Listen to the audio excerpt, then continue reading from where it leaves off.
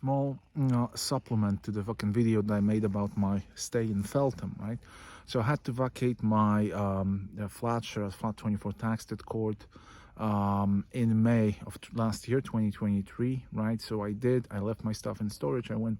I moved back to my parents in Gdańsk. Somewhat of an inconvenience since they are somewhat involved in this case, right? It's obvious.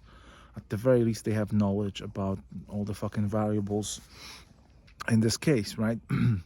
So it's fucking terrible summer last year. I managed to walk around Tri-City with some leaflets. I managed to distribute some leaflets, get some fucking traction with the documentary in terms of views and whatnot. I was troubled. I was attacked with pepper spray, as mentioned at the beginning of part 5. Anyway, so I couldn't fucking work. It was just impossible for me to work. They made it very difficult for me. I don't know if the food or it's just yeah, it was fucking terrible. Worst fucking stay in Gdańsk that I till this day. Harassed on the fucking street. I could fucking tell people around me were hostile. I'm dealing with some kind of a fucking flash mob, right? Organized activity.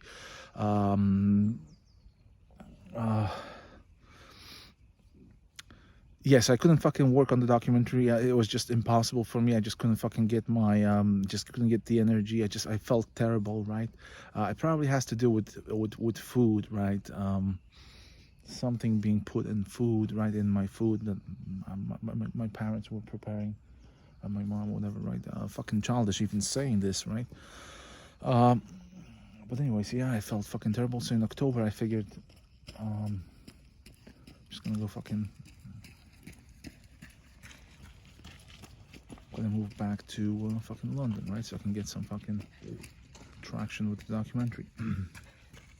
So I did, right? I traveled to on October 18th. I traveled back to London. Also at the end of May, I fucking did the same thing. I was naive enough into thinking that I'll be able to find accommodation very quickly. What I didn't fucking take in consideration is the fact that my phone, internet connection, everything that I do online is being tampered with by the people involved in this case, my opponents in this case, right? The fucking intelligence security services, right? So they restrict my. Why do I say so? I'll be able to, at the end of part 5, you can see what's happening with my fucking social media, with my internet, fucking strange things to say the least, right? So everything that I do online, internet, having to do with internet, electronic devices, is being tampered with, to say the least. With that being said, yeah, you know, it's just the ads, right? Accommodation, everything that I see online is being controlled by these people. My phone calls, my text messages are being intercepted. Chances are, anytime I text someone, I actually text fucking people, the fucking security service or something. I'm not able to fucking, at the very least, they see what I do, right? So they can fucking affect it, right? So I was not able to find fucking accommodation at the end of May. I was, I think, up for almost 3 days, right? I was a little bit lighter. You can see in the video, end of the intro from last year, intro in Polish and English. I look slimmer, right? I was like probably 10, 15 kilos slimmer back then.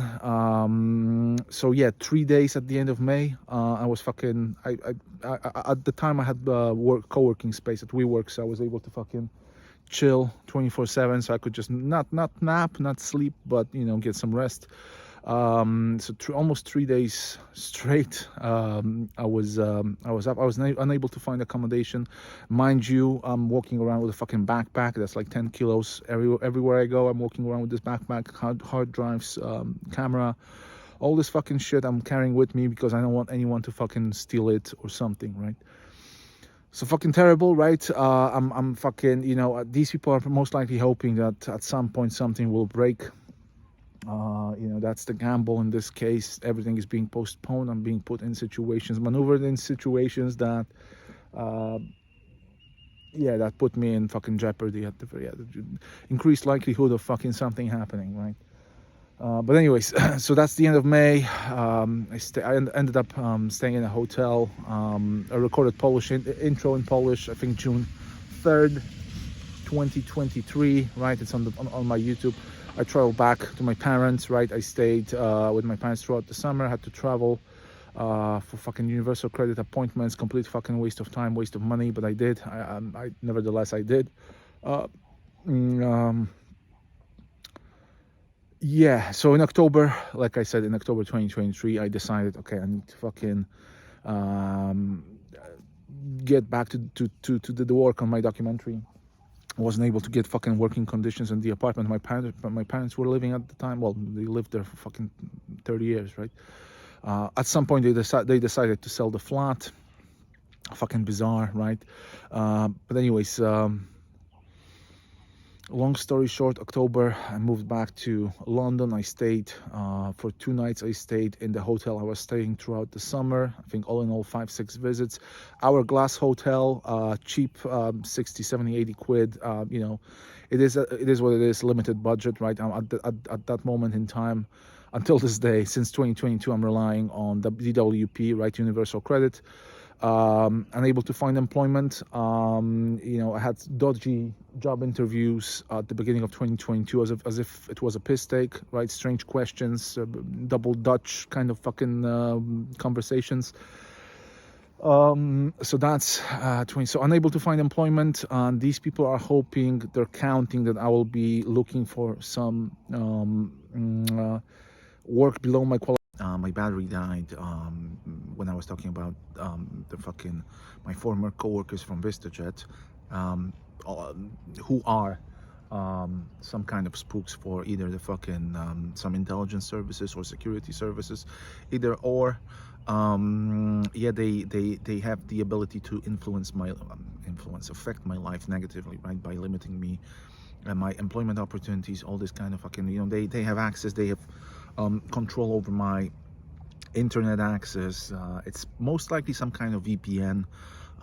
It might be done through hardware means in my phone. It's definitely something that they do. I have many I demonstrated that multiple times throughout the documentary. You can see all the things happening to my device, my social media, internet access in general, right? But long story short, right? So long story short, October 18th, I moved back to London, spent 2 nights in a in a hotel called the Hourglass, right? That I spent a couple of nights throughout the summer, mostly my visits to DWP, which were complete waste of money, right? Tickets were somewhat expensive. Kind of used to traveling back and forth, right, between 2014 all the way till 2019. Concurrently to my full-time employment in London, I would do wedding gigs, wedding videography in Gdańsk. So I'm used to traveling over, you know, flying on Friday after work. I'm used to flying to Gdańsk, then coming back Monday morning, literally straight to work, right? Morning flight, early morning flight.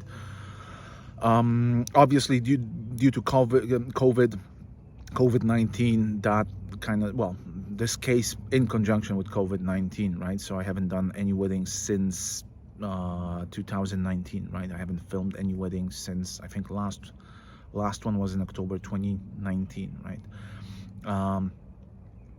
But I digress, right? So so October 18th, I fly back to London. I spent 2 nights looking for accommodations, 2 nights in that hotel, Hourglass. On one occasion, or what was funny is the receptionist looked somewhat like Leah. Point, I mean, obviously there's many strange coincidences, so obviously this is some kind of deliberate action. They want to most likely take a picture. You know, I don't know why. Yeah, she resembled Leah. It wasn't her. Too much for a coincidence, that's for sure. But anyways, during the stay in that hotel, I struggled to sleep, right? And at some point I looked underneath the bed, right? Rat poison. There were fucking 2 boxes with rat poison placed underneath the fucking beds, right? I complained to the receptionist. She changed my room to a different room, and then lo and behold, same fucking story, right? Rat poison, right? So I have a video of that. I'm 99% sure that this is not a standard procedure, right? You're not supposed to have a fucking rat poison underneath your fucking bed. I made a complaint via email. Not sure if it reached its recipient, but at this point I think I should have reported it to the police, right?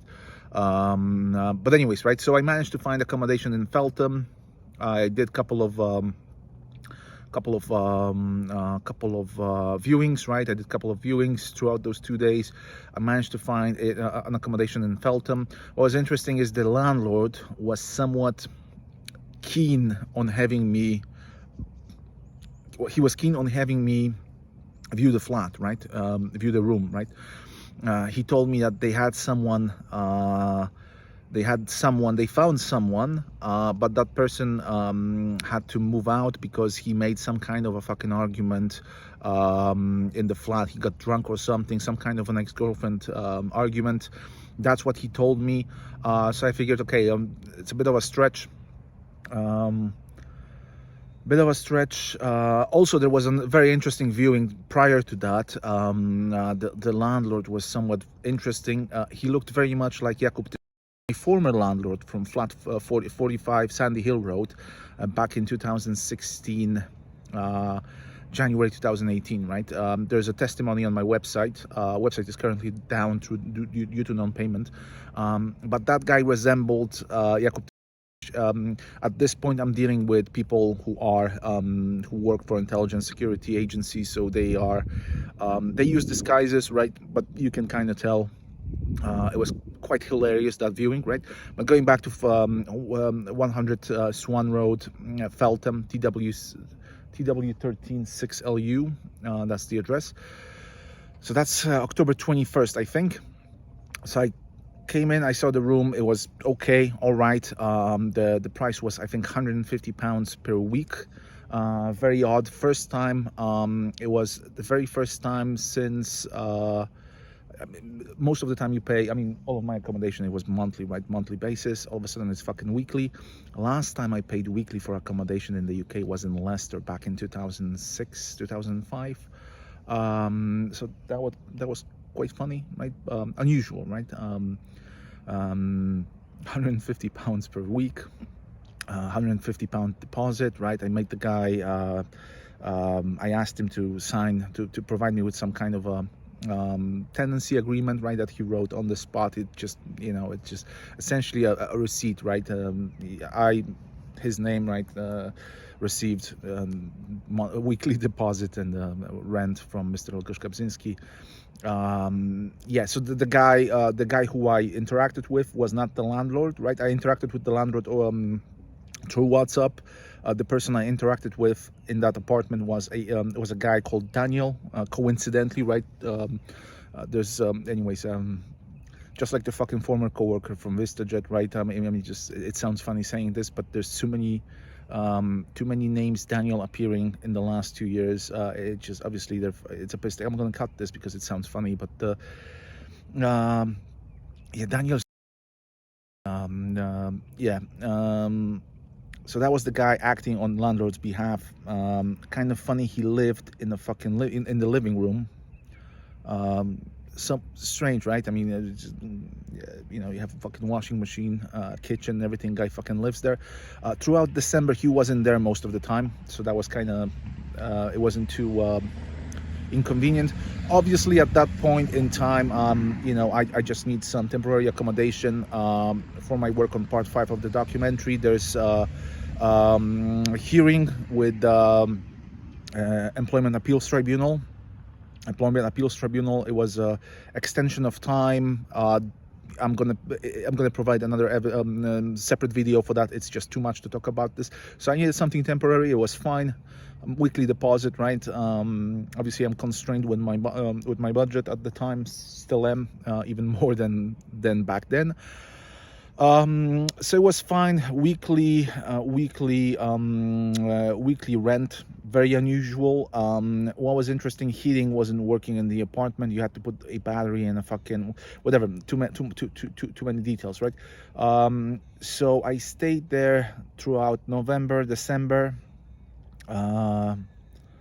November, December, January. So in December, so when I moved in, I reported a change of address on my DWP account, Universal Credit account. When I did so, they requested a proof tenancy agreement so they can reimburse me for my accommodation. I reached out to that landlord. The actual landlord, Piotr, that was his name. I only saw him on 1, 2, 3 occasions. I'm not too sure if the second person was the same as the first person, right? Because these people might be, like I said, intelligence security services. They play with appearances, they play with disguises, right? But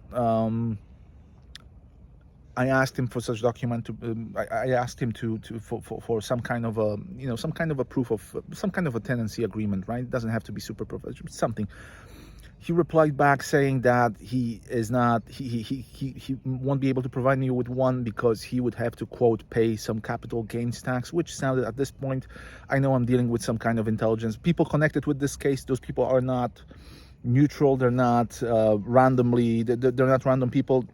That accommodation is specifically most likely connected with 99% sure, after everything I experienced, that these people are connected to this case. Like I said in the previous video, there's a likelihood, there is a chance that these are the people who arrived when I passed out on July 11th, 2020 during the camping trip in Brook, right? So maybe they maneuvered me into living with these people, right, under one address, under one roof, right? So it looked like it creates an impression of consent or something that can be played with, right? There's an element of identity theft in this case as well. So you have couple people living under the same address. Who is who, right? It's difficult to figure out what would be, same address, right? Which room do you live in, right? Bizarre, right? Never thought about this before, but anyways, right? So he declined providing me with a proof of address, a proof of tenancy. So I got back to on my universal credit account. I stated that the landlord declines to provide me with such detail. What I can do is I can provide you with our conversations, WhatsApp conversations, the written receipt of my weekly rent, weekly deposit. How funny does it sound, right? Even saying this, right? So that's another element in this case, just making it very very silly. It just, when it sounds silly, most people will not want to have anything to do with it, right? So I'm going to describe all the methods, right, techniques that I experienced throughout those 3 years, that I was subjected to throughout those 3 years, right? I have a very good understanding of how these people operate, social psychosocial techniques, right? Social engineering, right? That's how we should probably say it. But anyways, I'm not sure if I'm going to put it. I might have to cut this, but so he declined to. So I put that on my universal credit account. I said that I can provide you with bank receipts, right? Because I was wiring most of my weekly rent payments, right, to the guy. They wouldn't accept it. They made it somewhat difficult. DWP, right? They made it somewhat difficult. At some point, they asked me to provide extensive evidence. Somewhere around December, they provide me to provide extensive evidence of alternative evidence of my tenancy, right? So they asked me. It looks somewhat bizarre. They asked me to send. I'll put that in this video. They asked me to take a picture in front of the in front of the address, right? 1 foot in, door open, ideally with the address with the number above me, right? The address in question is 100 Swan Road, TW13 6LU, Feltham, not too far from it doesn't matter, right? But anyways, the digit 1 was missing. It was just 00, right? So it kind of looks it looks odd, right? But anyways, I provided them with with requested details. They even asked me to take a picture in front of the street sign whilst holding it. When I did so, a guy, a moped driver, rider, scooter, one of those motorcycle, I think a moped, whatever that's called, right? Like a guy on a bike, right? Motorbike, appeared in front of me, When I did so, guy on a motorbike, guy on a motorbike appeared in front of me. He made a gesture as if to mimic a gunshot right to my head. That's how that was somewhat bizarre. And at the same time, a female walked underneath my arm. So when I was taking a selfie, right, bizarre. Unfortunately, I don't have it on video, but clearly indicates, right. There was a phone call scheduled with an agent, DWP agent called Clive. He was very rude. He, very rude to me. At some point, he said that you are our customer, right? DWP. He said you are our customer, right? I'm not a customer to the DWP. I'm a claimant. I'm claiming for government benefits, right? Due to unemployment, universal. You're not a customer, right? I'm not a customer. So the guy was quite insistent on that term. So clearly, it was indicative of a piss take on behalf of the people, my opponents in this case, intelligence / security services, lowercase I, lowercase s, lowercase intelligence, lowercase security, right? So that was indicative of that. So around December payment, December 18th, I did not get my the rent, the accommodation portion of my universal credit payment. So I wasn't able to pay. I think I managed to pay 2 weekly payments, and then around January, I said, I started chasing DWP. Long story short, they were quite the landlord, the guy acting on his behalf. They were quite aggressive in their approach, right? And so I saw it as some kind of a provocation. What this was designed for is, so what I think happened is purposely they declined they did not pay my rental payment of my universal credit. Like I said, I'm dealing with intelligence / security apparatus. So what they did is they maneuvered me in a situation where I was faced with a situation where I couldn't pay rent. The landlord was somewhat aggressive, right? So it creates an environment, it creates a situation where a physical altercation might take place, right? So if that would have happened, there's 3-4 other tenants in the flat that would provide the police with a version of events, right? So what I'm saying is someone might have pulled a knife, God forbid, do something to me, and then if the police arrived, the remaining tenants would have provided them with a false testimony, right? So that's what I think. That was the gamble at the time. That's why I didn't fall for the provocation, for the aggressive demeanor, aggressive behavior of the person acting on that landlord's behalf. Guy called, the Polish guy, all the tenants were Polish. Guy called Daniel. I have his WhatsApp number. I'll put it in the video, right? But these people are definitely connected to the case. What I suspect, who I suspect these people are, these are the people who might have arrived during the camping trip, right? That's why I was maneuvered into living under this address with these people. So it creates an impression of some kind of consent, some kind of something, right? So beginning of January, right? So they gave me, I think, like 4 days to vacate from that property. Oh, and coincidentally, at the time, I lodged an appeal to the Supreme Court of the United Kingdom, right? It's an appeal pertaining to the extension of time, right? The hearing in Employment Appeals Tribunal at the end of December. I think at December 18th, I think it was December 18th, Employment Appeals Tribunal, hearing pertaining to an extension of time, that was declined, right? I appealed it. It was declined again. So the next step was to lodge an appeal to the Supreme Court of the United Kingdom. I think it's going to be January 10th of this year, 2024. I also made a couple of posts on Twitter, human rights violations in Uganda. It's funny. So around that time, right, January 10th of 2024, I had to vacate that property, right? I didn't have any money at the time. Obviously, I'm reluctant to ask my parents for for some kind of for money, because one, I know they participate in this case. I don't want to give them satisfaction. Luckily, there was a storage unit nearby as well. So I moved my stuff in that storage. I was only able to do so, I think, the day prior to my deadline to move out, right? The day before, so January 12th, I think. Oh, and also the guy acting on landlord's behalf, Daniel.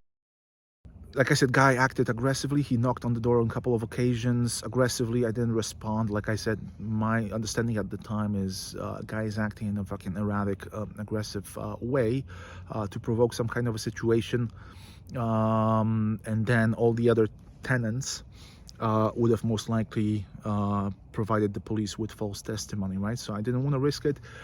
Guy turned off the electricity heating when I had to go to the fucking bathroom to charge my phone. I noticed that some other tenants also had the same issue, so the guy turned off electricity for some other tenants as well. Yeah, even, you know, in the context of this case, talking about something as trivial as this makes it funny, right? It diverts the attention from the case, from something very very serious to something ish, right? So serious-ish, right? But anyways, right? So yeah, so I managed to move out all of my things to storage. It took me 2 days. Obviously, the context here is I weigh too much, right? I weigh 50 kilos, right? I have to carry a backpack with me at all times that carries that weighs somewhat. It's somewhat substantial. Substantial. Like I said earlier, at least 10 kilos, right? So my hard drives, my laptop, you know, like yeah, all in all, that's at least 10 kilos, I think. All the chargers, cables, yeah, it's a lot, right?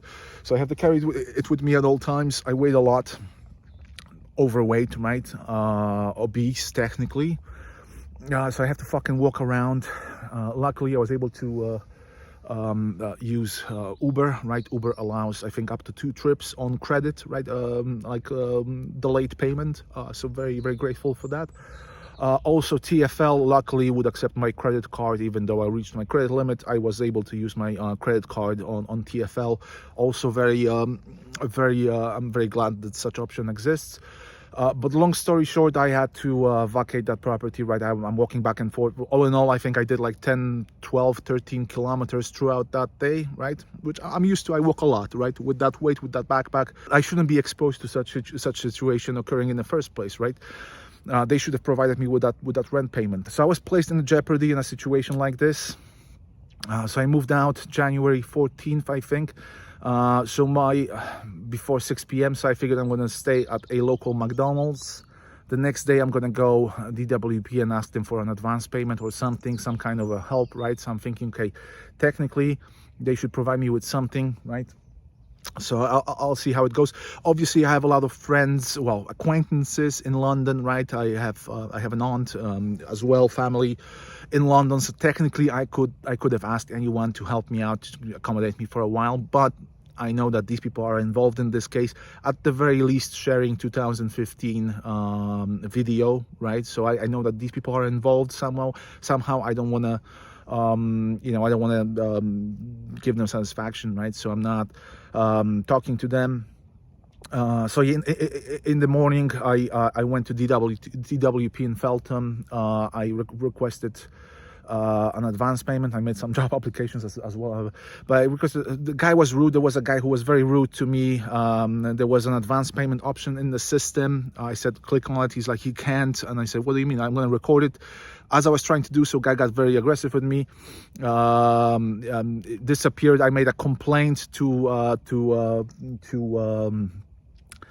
his superior, right? The lady who I was talking to, I forgot her name. Her name was something to do with G, right? Letter G.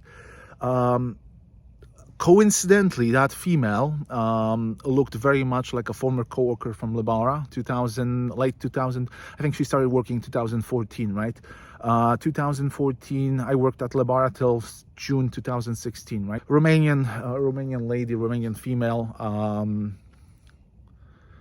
Anina, fuck, I'm gonna put it underneath, right? Recently appeared on my Facebook, as people you might know, coincidentally, right?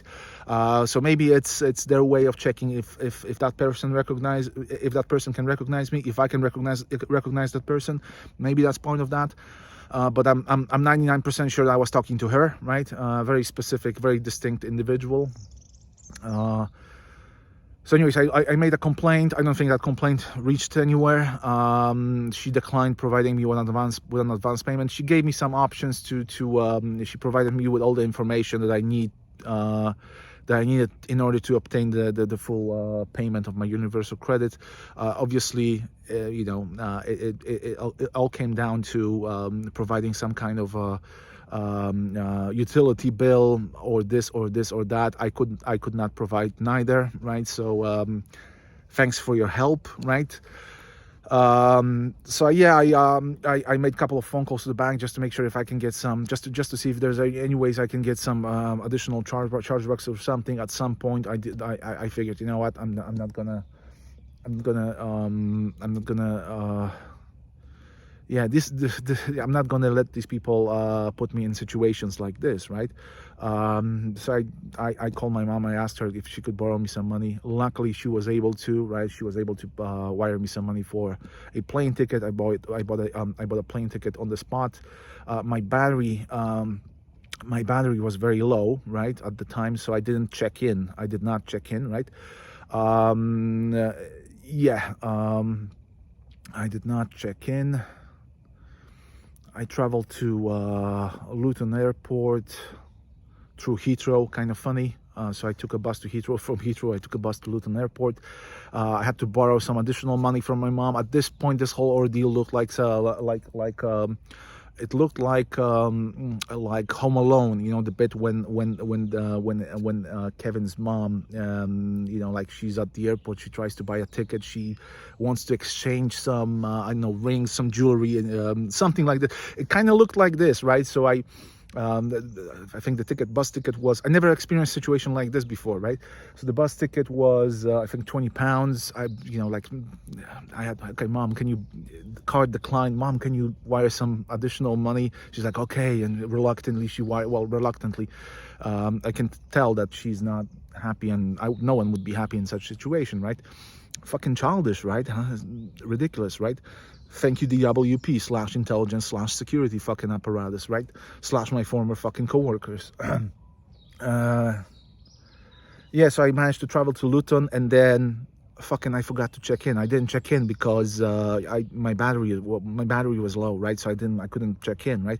So late check-in fee, 40 quid. So guess what? I have to call my mom again. Hey, can you wire me 40 pounds? And the lady at the counter was very rude, right? I recorded her. I'll be able to put that recording here. Your question, and I've answered your question. I've given you the correct information. Okay. The check-in will close at 8:40. It's now going at 8:45. So if you want to find out any more information, or if you believe that I'm giving you wrong information, please go to speak to check-in, and they will tell you the correct information. Thank you. Okay. She was very rude. She said, you only have, I don't know, the flight was delayed significantly, and she's like, oh, you only have like 5 minutes, otherwise the check-in fucking closes. I was like, I beg your pardon, the flight is delayed. So I'm dealing with people who are deliberately making it very difficult to me, right? So I went to another lady, the lady at the so I was dealing with the lady at the customer service desk, and then there's a check-in desk, where you unload your luggage usually, right? So I went there. She said something else. She said, oh, you have a little bit more time than what she says. Ridiculous, irrelevant, right? I had to ask my mom to wire me money again for check-in, right? Just because I didn't check in, something trivial, right? At this point, my heart is as if someone was stabbed me, literally, having to call her, ask for something trivial as this, as if someone stabbed me in the chest. That's how my heart felt, like such situation occurring, fucking ridiculous, right? So long story short, yeah, I boarded that flight. My mom managed to pay me that late check-in fee. Trivial, right? It's childish saying this, right? Degrading, that's for sure, right? Objective accomplished, right? They put you in a situation where you're somewhat degraded, right? I shouldn't be in that situation in the first place, right? That case in general shouldn't be taking 3 years to fucking conclude, let alone unfair dismissal, right? So yeah, I managed to that flight was delayed. There was an interesting female waiting, sitting not too far from me in the waiting area at the airport. I think she might have been, that might have, well, anyways, I'm not irrelevant. Luckily, where I was sitting, there was a free row, three seats available, so I kind of napped throughout the flight. It was very because obviously I didn't sleep for 48 hours. You know, extensive physical activity, right? Walking around the backpack, moving. I had to move all the fucking things to storage, stress, this and that. You know, quite of an ordeal. Something you would expect to see in a fucking film, not in real life, right? Yeah, so I landed. My mom was kind enough to. So that's like you know, the flight was like 2 hours delayed. So this is like 3 a.m. when I landed on January 15th. My mom ordered me Uber. I was lucky enough that she was able to order me Uber. So literally, the driver waited for me. As I left. Usually, my dad picks me up when I fly back to Gdańsk. There was an Uber driver waiting for me. It was amazing. I stopped at the time. I think luckily, as if someone orchestrated that, I received some kind of a refund on my credit card. I think 20 quid. So I was able to buy some whiskey on at a gas station. Kind of funny. And obviously new address because my parents, they moved out from that previous flat. So I'm going to my Uber the new house, right? The house that they bought, right, outside of Gdańsk. I did not visit for Christmas. I spent Christmas in London at Pizza Hut, London at Feltham and Pizza Hut. Second year in a row where I'm spending Christmas not with my family due to this case, right? It's somewhat dodgy. Everything is dodgy, right? I don't know what. But anyways, yeah, I arrived. My mom was there, and then obviously once I got the universal credit payment on January 18th, right, the portion did not include the accommodation payment. So all that, I think £300 I had to use to pay off my that plane ticket. What a bizarre situation, right? Degrading, that's for sure. Degrading. That's how I felt. I shouldn't be placed in a situation like this in the first place, right? So this is just one element in this case, right? One element in this case. It highlights that I'm dealing with, at the very least, lack of goodwill on behalf of government institutions. Why? Because I'm fighting with this intelligence/security community who are opponents in this case, who are my opponents in this case, and they make it very, very difficult for me. One element is inability to find employment. DWP payments being withheld. They make it extremely difficult for me, right? Lack of goodwill, unfair dismissal, right? That case should have been concluded in 2021. It's not, right? It's taking forever. Criminal investigation both in the UK and Poland. I don't know how these people communicate. In Poland in 2022, I was interviewed in January of 2022 before my departure back to London. I'm going to provide more details about this soon. But anyways, that the district attorney, they replied back in writing, right, via regular mail to my parents, stating that everything that I provided them with thus far is illogical, right? It lacks, it's not in accordance with the rules of logic, whatever it is. My dad didn't show me that letter until July of 2023, almost a year and a half later, right? So it kind of shows you where I'm at with this case. Who am I dealing with, right? It's getting dark. I'm gonna keep it as it is. I'm gonna cut this properly and post it on TikTok. Apologies for overall shabbiness of my videos, testimonies like this. I just don't have access to energy to make it super professional. It has to be recorded somewhere outdoor with fresh air. It is what it is. It's enough, right? It should be enough. Thank you. Spiraling.com. My name is Łukasz Kabzinski.